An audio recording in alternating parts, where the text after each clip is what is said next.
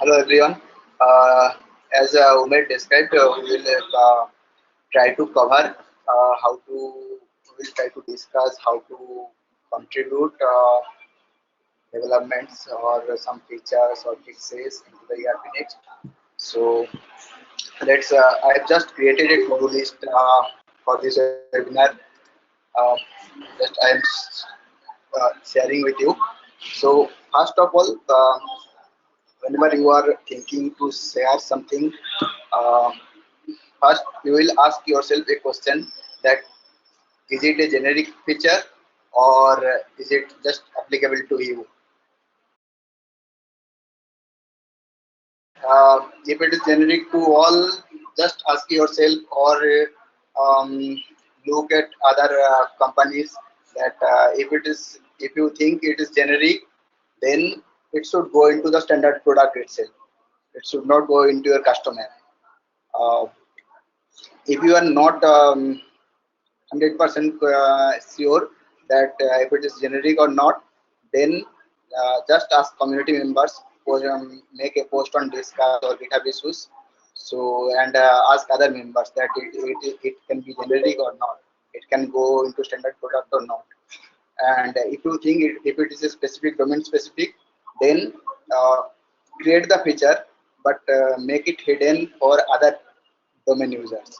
Just you can do that by adding a specific settings on settings page like account settings, stock settings.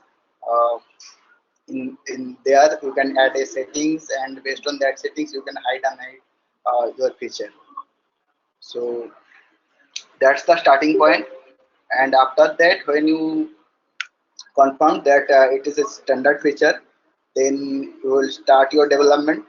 And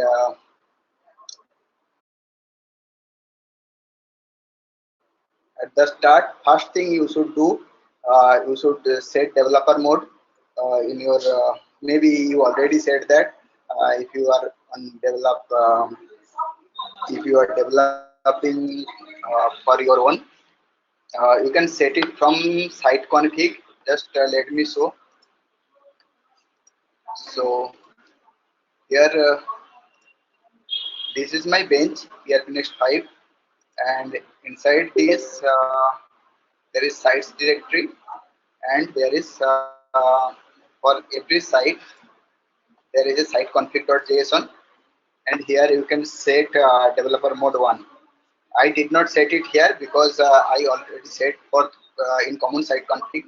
So for all of my sites developer mode is 1, so you can set like this.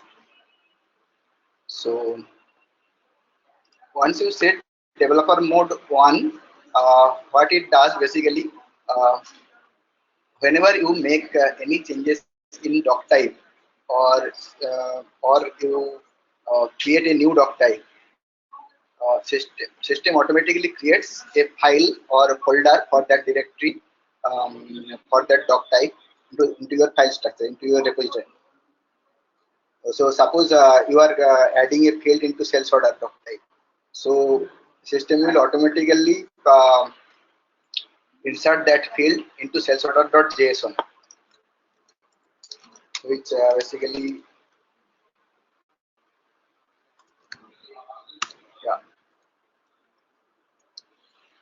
So you already know maybe that for every doc type there is a JSON file which contains the schema of that doc type.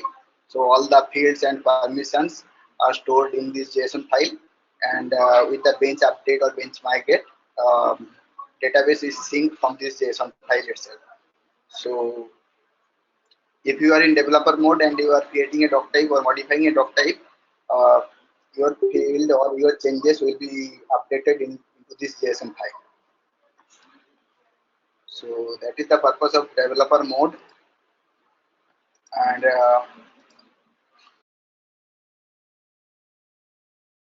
then come to the point that what kind of contribution you can make as a community member. So there are a lot of things you can do. Just like you can, there are GitHub issues, and there are over 1,000 issues in the GitHub. So you can take any of the issues and you can try fixing that bug or features. You can create a new feature. You can contribute some specific report which is missing currently. You can fix documentation or contribute a new page. You can contribute test cases for the existing doc types as well. So all these things you can contribute. Okay, and so how to start contributing? So first thing I think you should do that you should create an GitHub issue if it is already not exist. If it is already exist, then just comment on that GitHub issue and share your design or mockups if you have any, or if you already have some idea how to solve this, you can share your idea. If you are creating new feature, sharing design or mockups is a great thing. It will give other community members to review your design or something. You can get review from there. So that is a best way to start any solving any issue or creating a feature. And after that, you should dive into the feature or fixing. Um, so for that, I will not go to how to create any development or something, but I will just contribute some best development practices uh, which you should do. And so basically, you always use small functions. Uh, in as per the Python standard web style, uh, 7 lines functions are suggested, but we do not follow 7 lines. But you should at least try. At least try within 10 12 lines, and always use meaningful names. Naming is most important factor in a readable code or in writing better codes. If you give meaningful names, then it is very easy to understand for other coders um, to debug your code or to contribute or modify your code in the future. So give the uh, and in this perspective, naming is not only the function names; it is also variable names, your doc type names, your field names, label, everything. Everything naming is very important. And as you know that the ERP Next is self-implementable, then for that reason also you should give the better naming because there is no handholding person to uh, to explain that which field it is. So every field name should be very, at least naming should be very good and self-explanatory. And, and yes, uh, commenting is very important for any coding. So also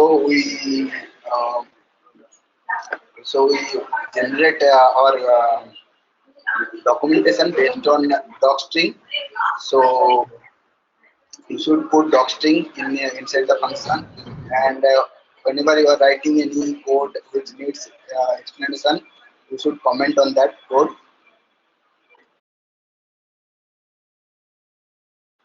and then the automated test cases. This is the very vital and important uh, to contribute a feature. While you are contributing a feature, this is a must. So because uh, basically what it does, if you know that Python has a module for unit testing called unit test. So we just use that unit test module and build our own test suite. So so you can basically run any test any test, write a test case around your functionality, and bench has some commands to run those test cases, and after that we also have Travis, which whenever you send a pull request, Travis um, runs all the test cases of React Next and Flappy repository. So your test cases will automatically be run, and Travis ensures that if you are making any changes in existing code or introducing any new concept, it should not break any existing feature. So that's why test case is very important. So I would like to go into deep into test cases. I want to showcase some test cases how it works in React or Flutter context. So Naveen, I'm sorry to interrupt, but if you can, yeah, there's some background noise. If you can fix it really quickly, that will be great. uh, I don't know what kind of noise you are getting from that. People's Let me voice, see. people around Okay, you. that I can. I don't think that I can fix. Is it so loud? No, no, we are able to hear you fine, but it's kind of disturbing. But let's continue.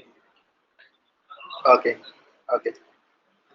So about test cases, I will just quickly show how it works. So basically, suppose you are writing a test case for a customer. Uh, so for customer doc type, and you want to write a test case that suppose you want to rename a customer record, and you want to test that rename happened successfully. That after rename, the existing old record has been removed from the database and new record has been created. All the comments attached to the old record have been migrated to the new renamed customer. Let's take that as an example. And so before that, I will also like to add that uh, for running or writing a test case, uh, first you should create a new database, new site uh, called test underscore, and you should give the name of that site with test underscore. Just basically just create a separate site for running test cases, because while you run test cases, it also creates some data, dummy data, as per your test cases, and it can harm your existing databases. So it is always better to maintain a separate database and separate site for running tests. So create a new site with test underscore, which will be explicit, and file uh, test file starts with always starts with test underscore. If you are writing test cases for customer, then file name should be test underscore customer. As you can see that here test underscore customer, and it should be placed inside the customer doc type, selling doc type customers, and here is test customer file. Okay, and all the functions, all the test functions also will be start with test underscore. So magic word is basically test underscore. So every file should be start with test underscore. Every function will also will be start with test underscore, and your database you can start with test underscore. So once you do that, just go to that rename functions, and let me elaborate what this function does. So basically, test in this function, uh, just we made ensure that if there is any communication linked with this customer record, which is the old customer, existing customer, then delete those communication record, then add a comment, add a fresh comment, then uh, let's comment also.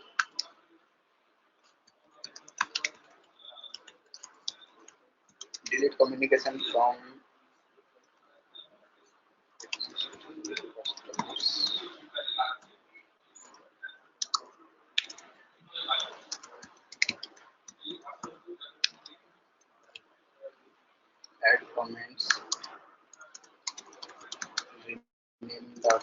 customer. So there is a function in Clapay called rename doc, which is used to rename any record. So here we give the doc type name, existing records, and the new rename document, renamed name. So existing name is test underscore customer one, and test customer rename, this is a rename document. So after this rename doc functions executions, we have checked that. So Python unit test has some inbuilt functions to check the test cases like assert true, assert false, assert equal, something like that. Assert true is basically checks that if this value is a true or false. So here we check that cafe.db.exists, which basically checks this record is exists or not in database. So and also we check that ensure that the old existing customer does not exist in the database. So that is the main test cases which we are testing, and after that we are also using assert equals to check that comment has been basically linked to the new record. Previously we added comments to the old record, those communication must be linked to the new record. So we have tested that as well, and after everything we are renamed that new document to the original one to remain the state same. So this is this way you can just create any test records. Just basically you have to create your records. You can write a functions to create test customer. So here maybe you are thinking that how do you get this customer data? So basically, as per our old system, which we do not follow currently, there is a test records.js file in this directory. So there we used to specify some test records for the customer. So whenever you run test cases, all the test records automatically inserted into the databases, and you can use those test records into your test functions. But that is a bad practice. We later realized. Um Basically, whenever you are debugging, you always have to refer this JSON file, which is very tedious process. So best way is just create a function to create customer here only, and call this function from the test function to create customers on demand. So that is the best way.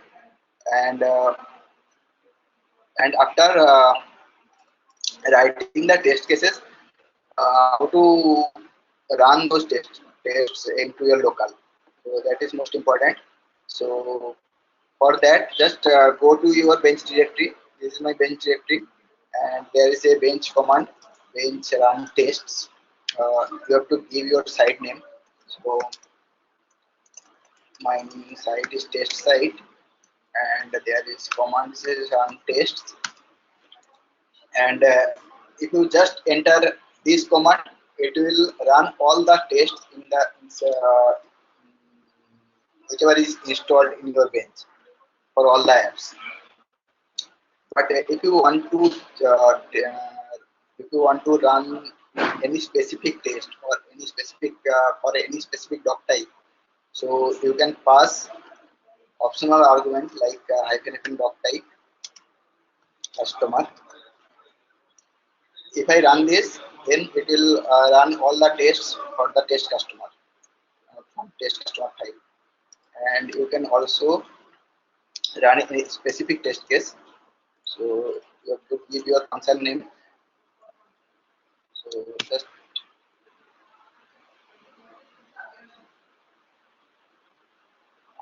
run one test. If it fails, then it will show the error or something. You have to take necessary action from here. So this way you can write any test cases for your new feature, or if you are fixing something. And I will also want to add something, this setup and tear down functionality. So basically, Python unit test has two inbuilt functions called setup and tear down. So whenever a test case is run for any function, first unit test module runs this function, and after running the test cases, it at the end it also calls the tear down function. So you can use that, use these two functions to, maybe in setup you can set up your environment or create some test records or dependency you can create here, and in tear down you can pass out all the changes. So yeah, you can roll out from there. So that's it for test driven development. Yeah. Then best come to the best development practices. UX is very important aspects for every new feature or changes. So basic thing is your design must be aligned with the existing theme of the Frappe and ERP and with the other features. Um and you always should share a screenshot in your GitHub issue, so that other users can give their feedback on the UX point of view. Then you also should add a documentation for the new feature.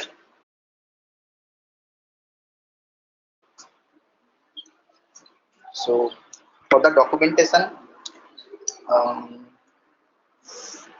yeah, Frappe also have a setup for creating documentation. So I will also want to share about that, how to create documentation. So if you go to this link, just I am sharing it in chat.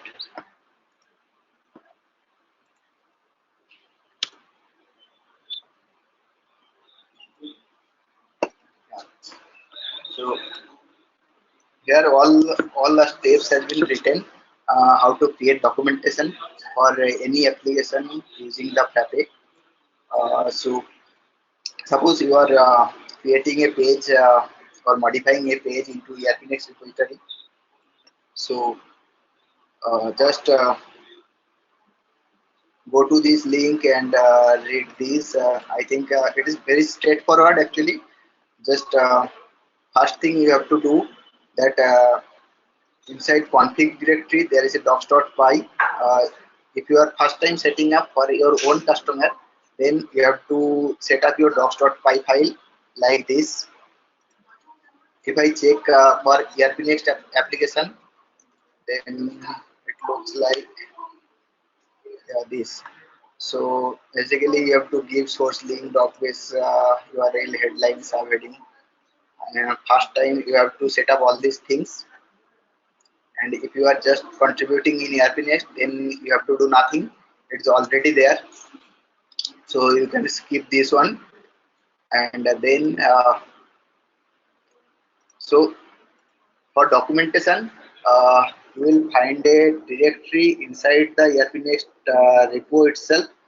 So called docs. So here it is. So inside docs there is three directory: assets, current, and user. So all the user documentation goes into the user directory. All the images goes into the assets, and inside the current it's automatically created a documentation. Um, Basically, it's based on doc string and the schema of the doc types that they creates it automatically. So your user contribution pages should go here. So under manual, go to some specific page. Suppose, for example, I am opening accounting entries page, and just want to change something. So just suppose testing, and after making the changes, you want to check if it works or not. So for that, you should run this command. So bench hyphen f inside.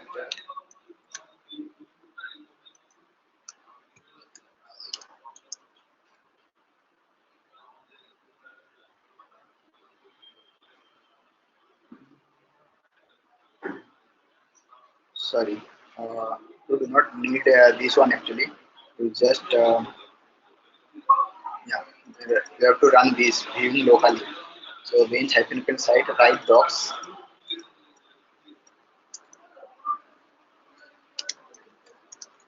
You have to next, and you have to pass this hyphen local to view it in local.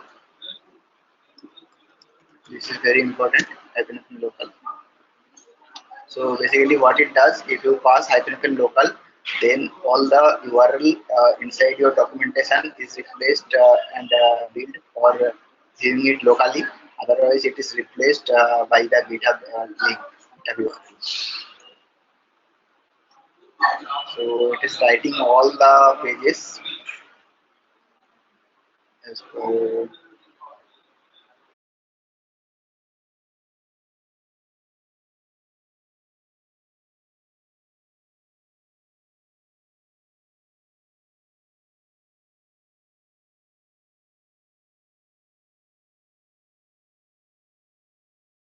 okay, it is done. Then just if you check your bench, just if I check my bench, then you will find that there is a new directory called docs. So just go to that inside that directory docs, and there will find that Japanese repository.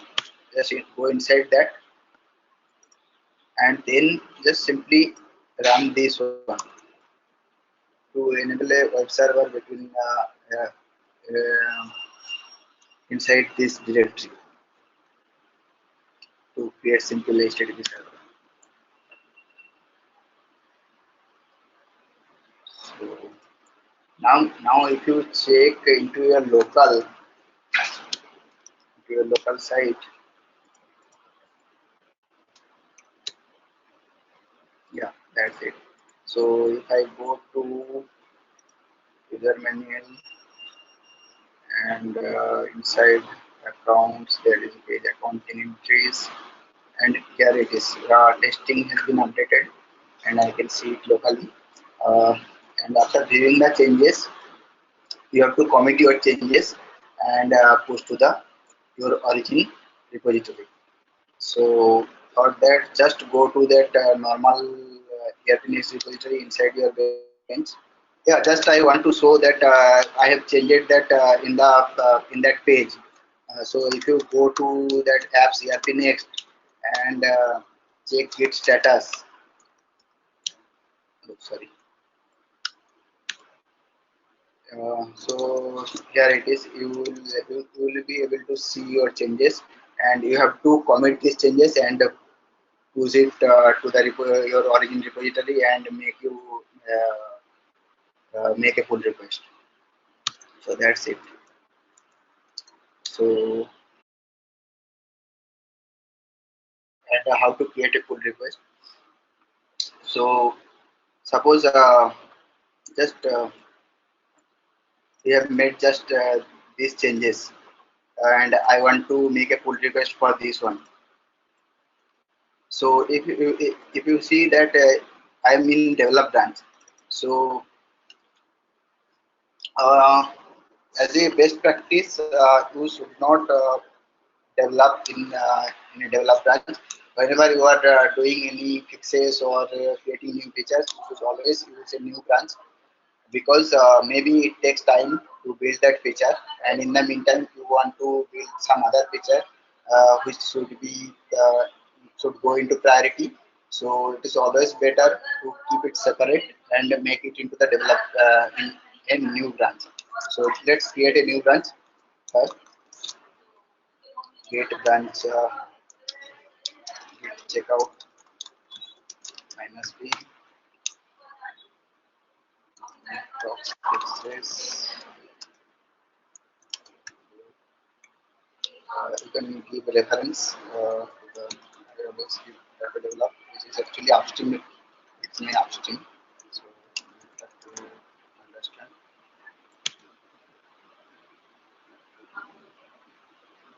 So I have now new branch. Then in the new branch, I will commit this.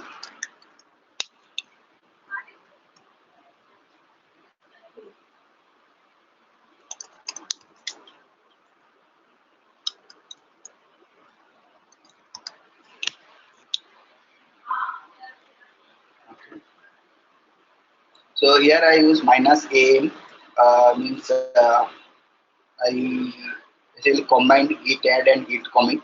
So it will add all the files whichever has changes. So you can use like this. But sometimes it fails. If you have new file, then you have to add that separately. So better to use git add separately and git commit separately as the two commands.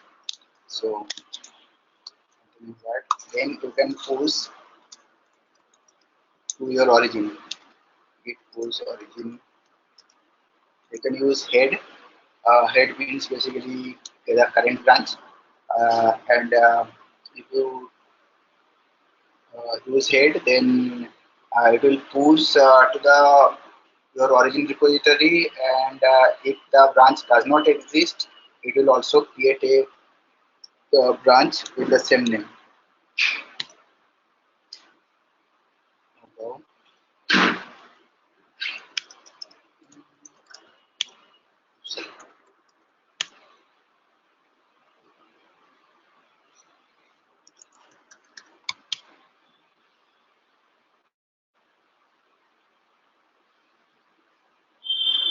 Okay. So now if I go to GitHub,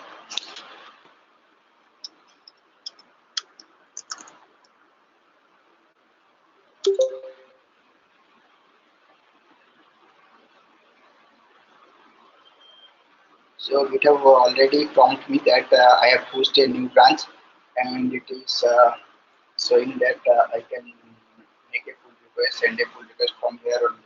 But if it does not give it, then you can just switch to your Docspace branch, then just use new pull request button from here.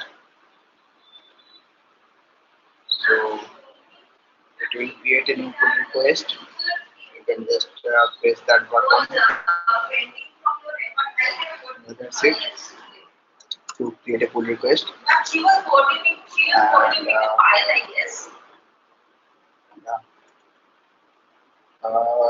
And before that, if you did not set up a origin, which means basically your code repository from the original repository, you can do you have to do that from here. Go to the origin repo and code from here. You can create your own repository from the main Tracker document, and after that, in your local, you have to set up your origin also. So if we take git remote -v, it will show all the repos link to my local. So using this, there is a command to add other repos. So you can look into Google for all those commands. You can add your own origin and push into the origin, and then make a pull request. Yes, she is already. And then I will just describe these pull request guidelines which we created just last week. So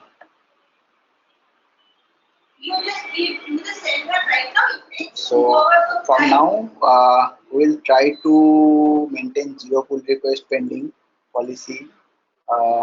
Still not implemented properly, but we are trying. Basically, will try to review your pull request within 1 day, and if it fails the requirements, we'll close that. And after that, if after making the changes, you can send the pull request again. And about pull request requirements, test cases is must, which we already discussed. You must add test cases, and for UX, always use a screenshot, add a screenshot or narration animated GIF while sending pull request. Also, while discussing in the GitHub issue, uh, documentation documentation is must. If you are changing any existing feature, then add the change the existing documentation for it. And if you are creating new, then create a new page for that your own feature. Give a explanation what you are changing, or if you are creating new feature, what it does and what's the use case for that. And demo we did not cover actually until now. So ERP Next repository also comes with a demo itself. So if you check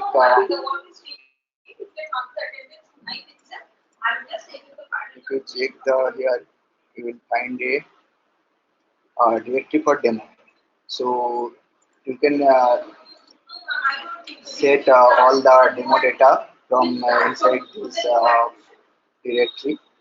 So if you are creating a new feature, you should also include your demo data for that feature. So basically, based on this demo data, our demo.erpnext.com runs, we will set up. You can also use this demo script to build the demo data in your local. Then yeah, failing tests means I already told that we use Travis for running automated test cases. Whenever you send a pull request, Travis automatically runs for your pull request, and it runs all the test cases in the Trape and ERP repository after um, installing the bench and Trape and ERP Next. Basically, from the scratch, it creates everything, and it run all the tests, and if it fails, then it shows in the pull request itself that Travis is failing. So if the test fails, we do not merge and we close the pull request. And a very large contribution, it's very difficult to review actually. If you are sending a large contribution, suppose you are sending a whole module or entire module, it's very difficult to review and check, give feedback, and it is also very difficult, very easy to actually uh, mm, introduce a bug while contributing a large feature. So it is always better to uh, split your contribution into small features, and contribute small features one at a time. Then incomplete contributions, yeah, suppose your contribution must be complete, means suppose you are creating a master and it should be used somewhere in transactions. So just adding the doc type and sending pull request, it's incomplete. You also have to implement where it is used in the transactions. So after the full implementation, you should send the pull request. um, then incorrect patches, I did not cover actually patches. So basically, whenever you are sending a pull request, if you are doing any schema changes in the existing doc types, then you have to write a patch for that. Suppose Suppose you are renaming a field name for an existing doc type. So uh, all the data in the old field name must be copied to the new field name, right? So for that we have to write a patch. So if we look into patches directory into the ARPNet repository, there is a patches directory, and based on version we group it. If we check um, suppose update lead source or something, whichever it is. So basically, this is just a Python file, and with the execute function. Inside execute function, you should write your logic to change the schema, to update the schema, and whenever you run bench update or bench migrate, all the patches automatically runs, whichever has not run already. So yeah, there is a patches.txt as well. So after writing that file or adding your test patch file, you have to include here as well with the path of that file you have to give. So how system basically checks, there is a in the database there is a table called tab patch log. After executing the patch, system insert that path into that tab patch log table. So it does not run in the next time in next bench update.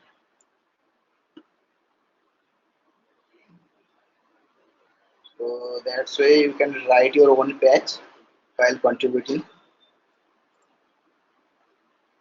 Just take any example, any existing patch, you will get an idea how to write patches.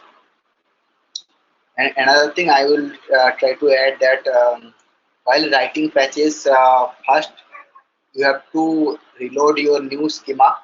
Suppose just for example, if you are renaming a field, then first you have to reload that doc type with the new field name first. Then you have to copy that from old field to new field. So for that you have to reload first that doc type. Uh, only after reloading you will get a new field into the database. Otherwise, all the after running all the patches while syncing, basically syncs happen. So all the doc types are updated based on the JSON schema. So it happens after running patch. So if you need something on demand based on your patch, you have to and reload it manually. That's one thing.